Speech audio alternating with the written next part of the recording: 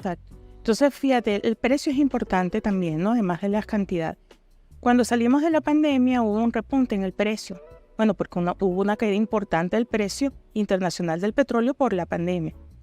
Ese repunte del precio que después se volvió a disparar con la guerra Rusia contra la OTAN, ¿verdad? Que hubo otro repunte, impacta de manera positiva a la economía venezolana, porque esos ingresos petroleros, aunque los niveles de producción se mantengan relativamente bajos y aunque vendamos con descuento, bueno, tiene un impacto positivo. ¿Por qué? Porque esos recursos, en principio, entran a la economía y ya tienen un efecto multiplicador de la producción nacional.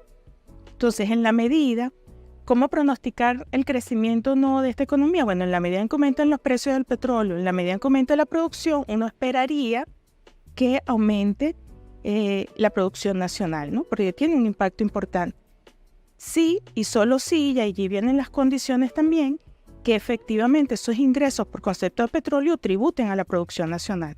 Porque si tú tienes ingresos por concepto de petróleo y esas divisas que están entrando, por ejemplo, las colocas en el mercado cambiario con la esperanza. También conversábamos de eso antes de comenzar la grabación de este espacio y me decía, bueno, van por casi 4.500 millones de dólares quemados en el mercado cambiario. Si no son cifras oficiales, es lo que vemos en los portales que van sumando las subastas semanales, porque no es una información del Banco Central, pero según esas cifras son 4.400 millones de dólares al año. Entonces, si a ti te están entrando por venta de petróleo unos dólares y esos dólares los colocas en el mercado cambiario, ¿quién compra esos dólares? La banca, las grandes corporaciones, no lo compra el venezolano de a pie, sobre todo con los niveles de salarios y de pensión. Y además la banca lo puede comprar y el sistema financiero porque es que el Banco Central aumenta la cantidad de bolívares, da préstamos a la banca para que puedan comprar esas divisas.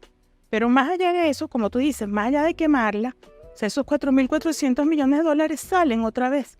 Entonces no tributan a la producción nacional. Entonces, claro, es importante el precio del petróleo, es importante la producción, por lo tanto son importantes los ingresos, sí y solo si esos ingresos petroleros queden en el país para la producción nacional o para la importación de insumos, materia prima, necesarios para la producción nacional. Entonces, esa es una variable importante.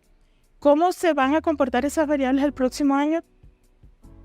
Por ejemplo, la producción petrolera depende mucho. Entonces hay variables que son políticas, que a veces algunos economistas como que no lo entienden. O sea, no es solo, bueno, subo aquí en el modelo econométrico, tanto de producción me va a dar tanto, pero es que esa producción depende de las medidas coercitivas unilaterales también. Depende de qué tan flexibilización de medidas haya. Entonces hay un aspecto político también allí. Ese es un aspecto importante para medir el crecimiento o la disminución de la actividad económica. Y otra variable que hemos visto que ha influido mucho en los últimos años es el tipo de cambio.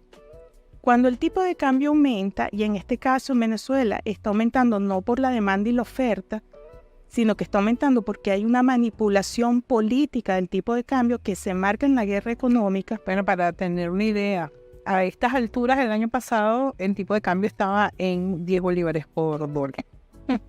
Hoy están a 30, casi 36, 35.60, 35.62, por allí se está moviendo. Claro, ¿no? Y cuando tuvimos la reconversión monetaria en el 2018, no sé si recuerdas, era 60 bolívares soberanos. Pero ahorita son 36 más o menos y le tienes que colocar los 6 ceros a la derecha. Entonces, o sea, la depreciación del bolívar, que es una depreciación desproporcionada, que no se corresponde con las variables económicas, es una depreciación inducida en el marco de la guerra económica, porque hay una manipulación del tipo de cambio a través de estos portales, algo que, bueno, siempre hemos dicho, insistido desde el 2015. Laiguana.tv, la verdad hecha tendencia.